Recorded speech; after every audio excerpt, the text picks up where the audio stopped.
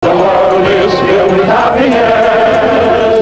Remember the day when we all sing again. Isang magaling na aktor at tinaguriang King of All-Star ang tampok natin sa bidyong ito. Isa din siya sa mga nauna at tinitingalang artista noong panahon na pausbong pa lang ang paggawa ng pelikula dito sa Pinas. Tara! Samahan niyo akong balikan ang naging karera niya sa pelikulang Pilipino.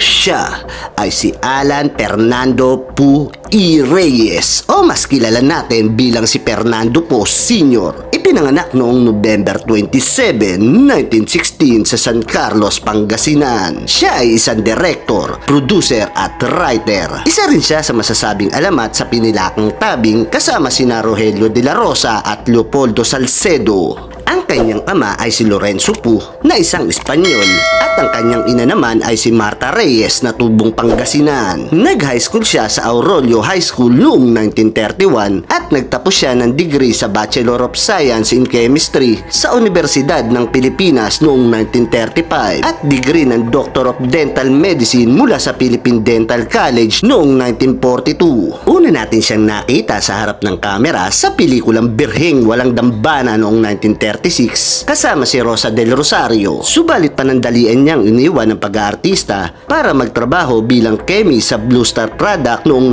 1937 hanggang 1938. Habang aktibo sa pagiging chemist ay mas naging abala pa ang ating bida dahil bumalik siya sa pag-aartista habang nag-aaral ng kursong dentistry na matagumpay naman niyang natapos. Noong 1937 nang nakagawa siya ng pelikulang magpapakilala sa kanya hindi lang sa Pinas pati na din sa ibang dako ng mundo. Ito ang pelikulang Sambuanga kasama ang aktres na si Rosa del Rosario. Dahil dito ay nagkasunod-sunod na ang mga proyektong alok sa ating bida. Ilan sa mga pelikulang kanyang pinagbidahan ay ang Biyak na Bato, Punit na Bandila at Hanggang Langit noong 1939, Dilim at Liwanag at Dalagang Pilipina noong 1940, Paraluman at Palaris noong 1941 at marami pang iba. Noong 1941 na sumiklab ang ikalawang digmaan pandaigdig sa Pilipinas ay voluntaryong sumali sa hukbong militar ang ating bida laban sa mapang-aping dayuhang Hapon. Nakitaan siya ng tapang sa pakikipaglaban ang nooy First Lieutenant pa lang na si Fernando at hindi naglaon ay napromote bilang platoon leader na nakikipaggera sa hukbong Hapon para tulungan ang mga mamamayan ng Bataan na nooy binobomba ng mga sundalong Hapon. Nanatili siya sa lalawigan hanggang sa tuluyang mapasakamay ng mga Hapon ang Bataan. Noong nadakip sila ng mga sundalong Hapon ay napasama siya sa makasaysayang Death March. Higit kumulang 15,000 Pilipino at 600 Amerikano ang namatay sa nasabing marcha. Dahil sa kanyang popularidad sa pagiging artista ay maswerte ng kaligtas ang ating bida dahil pagdating sa Campo O'Donnell sa Capas Tarlac ay nakilala ito ng mga Hapon bilang sikat na artista at pinakawalan ito at hinayaang bumalik sa pag-aartista sa kondisyong susunod sa mga patakaran ng Imperyong Hapon. Pumayag si Fernando pero ang hindi alam ng mga ito na aktibo pa ang ating bida sa panay-gerilya na lihim na nagmamatsyag sa mga galawan ng Hapon upang agarang mapabagsak ang mga mananakop. Nagpatuloy siya sa serbisyo hanggang mapagdesisyonan nila ng kanyang asawa na si Elizabeth Gat Bonton Kelly na magretiro na lang at lumagay sa tahimik kasama ang mga anak nila noon na sina Elizabeth Fernando Jr. at Ronald Alan o mas kilala natin bilang si The King FPJ.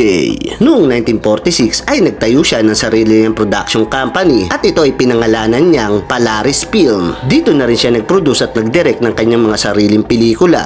Ilan sa mga pelikulang kanyang iproduce ay ang Dugo at Bayan at Awit ni Palaris noong 1946, Forbidden Women noong 1948, Sigaw ng Bayan at Kaming Sugatan noong 1950. Ang kahuli-hulihang pelikulang kanyang nagawa ay ang Basag na Manika noong 1951. Dahil matapos nito, noong October 21, 1951, si Fernando ay nagpakonsulta sa klinik sa Sampaloc, Manila dahil sa pananakit ng balakang na inakala niya na ito ay simpleng karamdaman lang. 8 espesyalistang doktor ang sumuri sa kalagayan ni Fernando pero ni isa sa mga niresetang gamot ay walang umubra. Habang tumatagal ay lalong lumalala ang nararamdaman nito mula sa paninigas ng kalamnan hanggang sa pananakit ng dibdib. Huli na nang sabihin ng asawa nito na nakagat pala si Fernando ng isang tuta noong nakaraang buwan at hindi ito pinabakunahan ng anti-rabies sa pag-aakala na wala naman itong masamang magiging epekto. Ngunit sa pahayag naman ni Daking FPJ na ang kanyang ama ay may sugat ng timano at sinubukang ipadila sa aso sa pag-aakalang madali itong ihilom na siya palang magiging sanhi ng kanyang pagpanaw. October 23, 1951, nang sumakabilang buhay na ang King of All-Star na si Fernando Poe Sr. sa edad na 34 dahil sa rabies. Ang kanyang mga labi ay nakahimlay sa Manila North Cemetery sa Santa Cruz, Manila. Marami ang nagdalamhati sa pagpanaw ng King of All-Star, lalo na ang pamilya nitong naiwan. Bagamat maaga ang pagkawala ng ating bida, ang kanyang kabayanihan sa gera at ang kanyang ligasiya sa mundo ng pelikula ay hindi na malilimutan pa at patuloy na tatatak sa gaya nating mga Pilipino.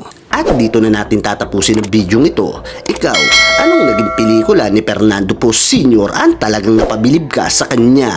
At meron ka din bang mga alam na linya niya sa pelikula? Pakishare naman sa comment section natin sa ibaba. Hinang inaisubay itong basan, takap ka mo, katun natin sa rumpo! Sana ay nagustuhan nyo ang ating kwento. Hanggang sa mga susunod na video, huwag nyo po sanang kalimutang mag-subscribe at mag-follow. Maraming salamat sa inyo.